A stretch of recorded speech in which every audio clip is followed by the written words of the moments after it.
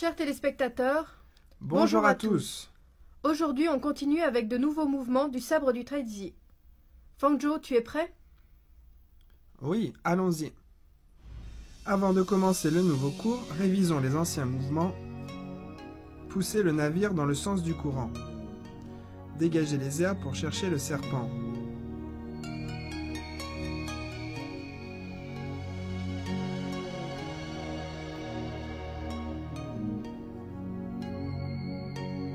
Le tigre noir parcourt la montagne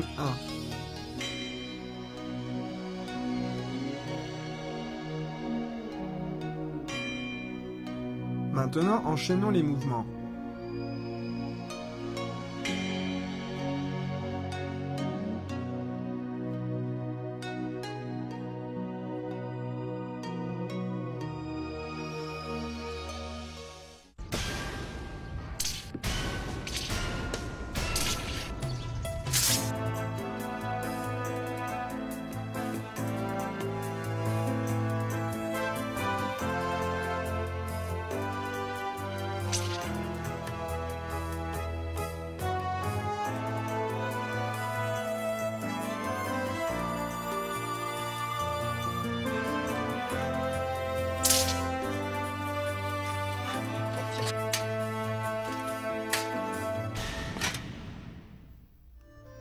Découvrons les nouveaux mouvements que nous allons apprendre durant cette séance.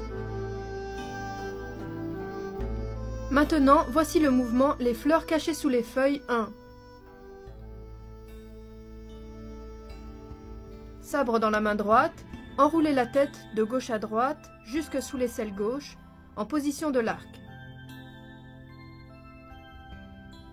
Bien, regarde-moi le faire une fois.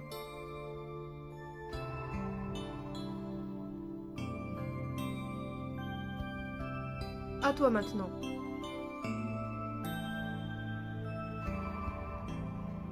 Bien. Lorsqu'on enroule la tête avec le sabre, on part de la droite et on le ramène sous l'aisselle gauche. On le refait une fois ensemble. Allons-y.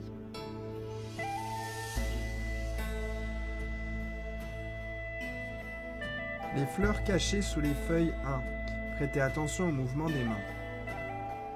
Maintenant, on va apprendre le roc déploie ses ailes.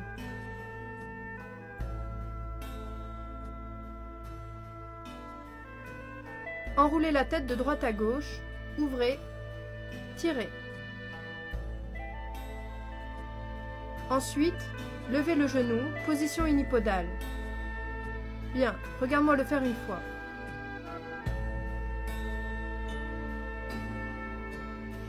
Ok, fais-le une fois.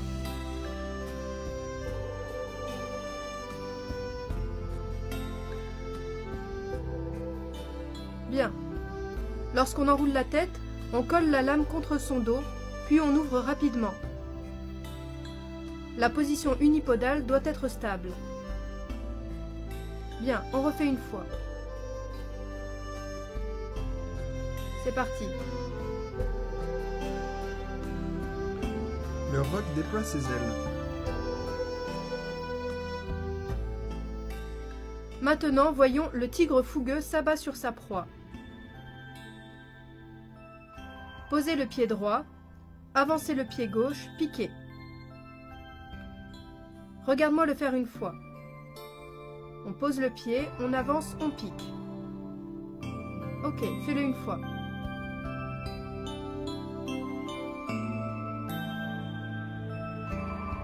Bien. Quand on pique, la force doit arriver dans la pointe. On refait une fois. Le tigre fougueux s'abat sur sa proie. La force doit atteindre la pointe. Maintenant, enchaînons les mouvements. Amis téléspectateurs, restez avec nous. Une courte pause et on revient de plus belle.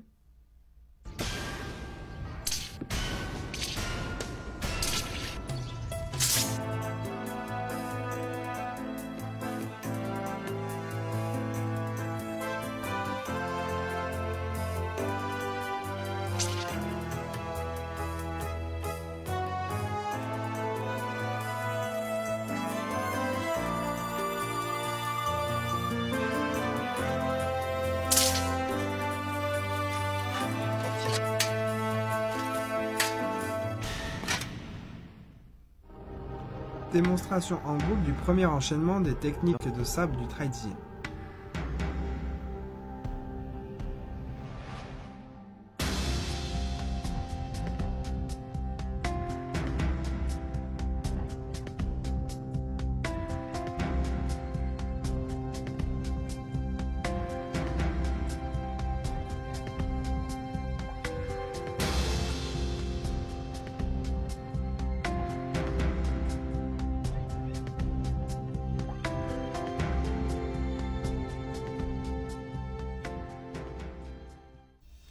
Maintenant, pratiquons ensemble tout le contenu de la séance.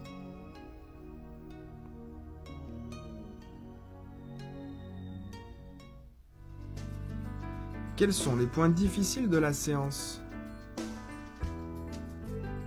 Les fleurs cachées sous les feuilles 1.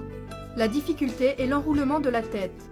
Lors du mouvement, le revers du sabre doit coller le dos.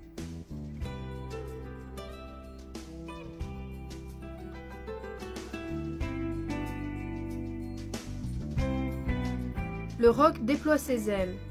La position unipodale avec la montée du genou doit être stable. Les deux mains doivent s'ouvrir simultanément.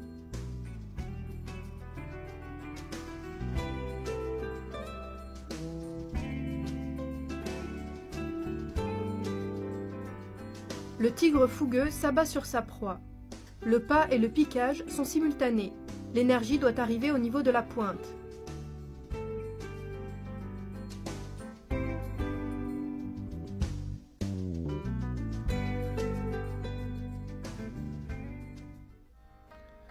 Nous allons refaire ces mouvements en se concentrant sur les points difficiles. Les fleurs cachées sous les feuilles 1.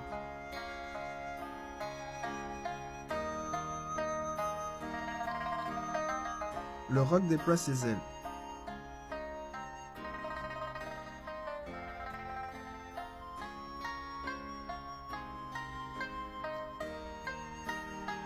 Le tigre fougueux s'abat sur sa proie.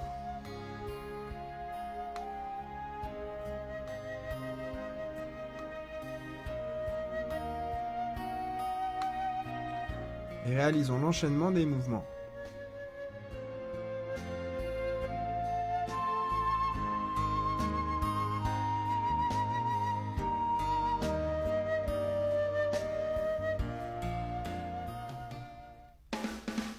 Quelles sont les différences et les liens entre le Traidi Chuan et le sabre du Traidi?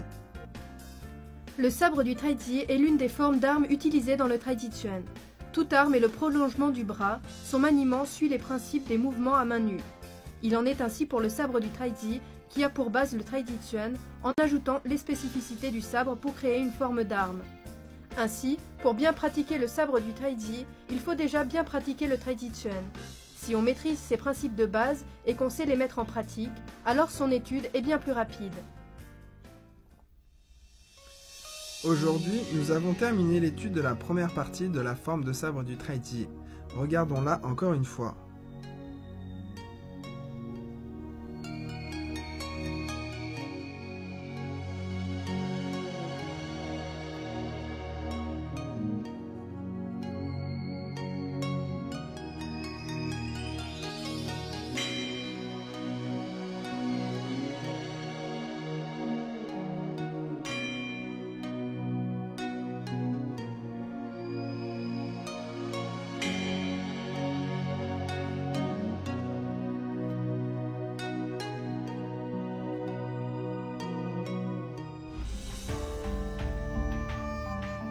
Démonstration de la forme de sabre du Traidi en entier.